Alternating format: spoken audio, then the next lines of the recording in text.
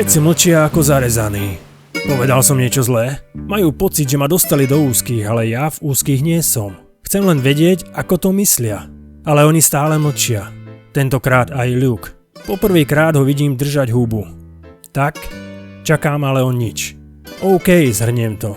Takže Gregory je v pohode, hej? Áno, Gregory je v pohode, hovoria všetci takmer zborovo. A Viktor v pohode nie je to tak? Nesúhlasia. Vykrúcajú sa. Nevedia presne, ako ho majú charakterizovať. Nakoniec Pedro zasolí. Takto.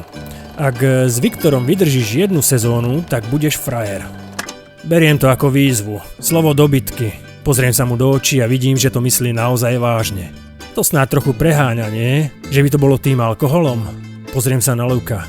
Ten by sa najradšej zahrabal pod červenú zem. Evidentne mi nechce kaziť výlet, ale aj tak niečo mu vrta hlavou. Luke? Opáčim. Chcem, aby mi k tomu ešte niečo povedal, keď s tým už začal. Ale on stále mlčí. Ja nič, ja muzikant. Odpijem si z piva a poviem. Takže je to jasné. Keď s ním budem mať problémy, zbalím si kufre a padám odtiaľ, to môže byť? Luke sa náhle preberie. Jasné, však o nič nejde, nie? Máš naprosto pravdu. Všetko bude v úplnom poriadku. Eňo, ňuňo, tutti, frutti, hasta la vista, komunista a tak ďalej, no nie? Neviem síce, o čom to melie, ale neverím mu. Vidím, že má niečo na jazyku, ale nechce mi to povedať. Nechce ma vystrašiť. Nechce si to celé okolo toho nešťastného Viktora zobrať na svedomie.